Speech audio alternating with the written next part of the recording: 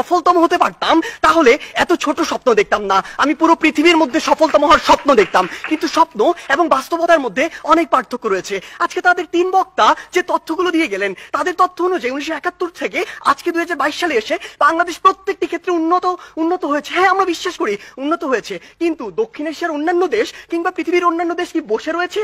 বিজ্ঞ বিচারক মন্ডলী একটু লক্ষ্য করুন, 2020 সালের তথ্য মতে বাংলাদেশের যে অর্থনীতি, এটি হচ্ছে বিশ্বের 35তম বড় অর্থনীতির দেশ, যেটা 2035 সালে গিয়ে হবে বিশ্বের 25তম বড় অর্থনীতির দেশ। বাংলাদেশের উন্নতি হবে। আপনি যদি ভারতের দিকে তাকান, ভারত বর্তমানে বিশ্বের 7ম বড় অর্থনীতির দেশ। 2035 সালে গিয়ে ভারত হবে বিশ্বের 3য় বড় অর্থনীতির দেশ।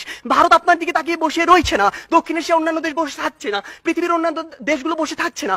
আমাদের কথা হচ্ছে, যখন আমরা দক্ষিণ এশিয়ার সফলতম হতে চাইবো, আমাদের সামনে যে একটি ব্যারিয়ার রয়েছে ভারত, সেটিকে আমাদের টপকে যেতে হবে। কেন আমরা যেতে পারবো না, কোথায় কোথায় সে বাধাগুলো রয়েছে, সেগুলো নিয়ে আজকে আমরা কথা বলবো। তারা আজকে বললেন আমরা আন্তর্জাতিক অনেক স্বীকৃতি পেয়েছি। হ্যাঁ, আমরা অসংখ্য স্বীকৃতি পেয়েছি, কিন্তু আপনি এটি কেন বলছেন না যে ট্রান্সপারেন্সি ইন্টারন্যাশনাল 2021 সালে বলেছে দক্ষিণ এশিয়ার সবচেয়ে দুর্নীতিগ্রস্ত দেশ বাংলাদেশ। তারা বলেছে অন্তত আফগানিস্তানের পিছনে বাংলাদেশ রয়েছে, নেপাল, ভুটান, এদের চেয়েও বাংলাদেশ বেশি দুর্নীতিগ্রস্ত দেশ। আপনি কেন এটি বলছেন না? বিগত 15 বছর ধরে আপনার দেশ থেকে যে পরিমাণ অর্থ পাচার হয়েছে, তা দিয়ে আপনার দেশে 2 বছরের বাজেট দেওয়া যেত।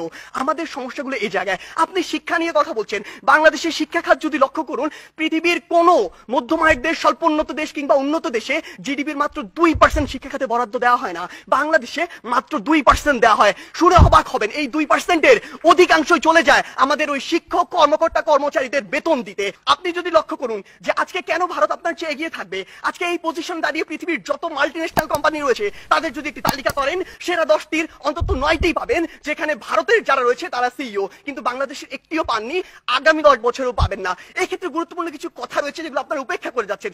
আপনারা কিভাবে ভারতের সাথে তুলনা করেন? একটু আগে একটি হাস্যকর কথা বলে গিয়েছেন যে ভারতে নাকি 0.2 মিলিয়ন, অর্থাৎ মাত্র 2 লক্ষ মানুষ বিদ্যুতের সুবিধার কাছাকাছি যেতে পারেনি। আপনি একবার চিন্তা করেছেন ভারতের জনসংখ্যা কত? 130 কোটি জনসংখ্যার একটি দেশ, আর আপনি 17 কোটি জনসংখ্যা নিয়ে ভারতের সাথে তুলনা করছেন। আপনি যদি 17কে 130-এর সাথে তুলনা করে সে অনুযায়ী গুণ করতেন, তাহলে দেখবেন ভারত আপনার চেয়ে অবশ্যই এগিয়ে রয়েছে। আপনি আজকে কথা বলছেন বাংলাদেশের বিভিন্ন খাত নিয়ে, কৃষি খাতের কথা বলছেন। বাংলাদেশের কৃষি খাতের জন্যই আমাদের কারো ভুগতে হবে। বাংলাদেশের কৃষি খাতে আপনি এই জরিপে আর আপনার এই পরিসংখ্যানে যা দেখাচ্ছেন, কৃষকের কাছে যান সেটি দেখতে পাবেন না। কৃষক আজকে তার ধানে আগুন পর্যন্ত লাগিয়ে দেয়। আজকে কি হয়েছে? আজকে হয়েছে যে পুরো বাংলাদেশের যে হাসপাতালের যে সিস্টেম, স্বাস্থ্য খাত, এটি 8 থেকে 10টি কোম্পানির হাতে, মানুষের হাতে জিম্মি রয়েছে। এটি থেকে বের হয়ে আসতে হবে। আজকে আমাদের ঢাকা শহর কেন্দ্রিক সবকিছু সেন্ট্রালাইজড হয়ে গিয়েছে, এখান থেকে ডিসেন্ট্রালাইজ করতে হবে। ঢাকা শহর পৃথিবীর বসবাসের অনুপযোগী শহরদের মধ্যে অন্যতম। এই অন্যতম হওয়ার যে কারণটি, এই অন্যতম কারণটি হচ্ছে এটি। আমাদেরকে এই জায়গাগুলোতে কাজ করতে হবে। আপনি ডেল্টা প্লেনের কথা বলছেন, আপনি প্যারিস চুক্তির কথা বলছেন। এই প্যারিস চুক্তি থেকে যেমনটি ট্রাম্প করেছিল, যখন ইচ্ছা তাদের স্বার্থ থাকবে না, বের হয়ে যাবে। আপনাকে আপনাদের নিজের স্বার্থ দেখতে হবে।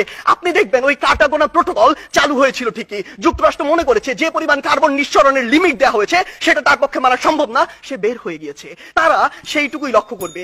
তাই মাননীয় বিচারক মন্ডলী, আমরা বিশ্বাস করি বাংলাদেশ অবশ্যই সফলতম একদিন রাষ্ট্র হবে, সেটি আমরা স্বপ্ন দেখি, কিন্তু 21 শতাব্দীর মধ্যে এটি সম্ভব নয়। যখন আমাদের সামনে ভারত রয়েছে, সম্ভব হবে যদি আমরা যে সীমাবদ্ধ ক্ষেত্রগুলো দেখিয়েছি সেগুলোতে কাজ করতে পারি। আমরা প্রত্যাশা করি কোনো একদিন আমাদের প্রজন্ম বাংলাদেশকে সফলতম রাষ্ট্র হিসেবে দেখবে। ধন্যবাদ বিজ্ঞ বিচারক মন্ডলী।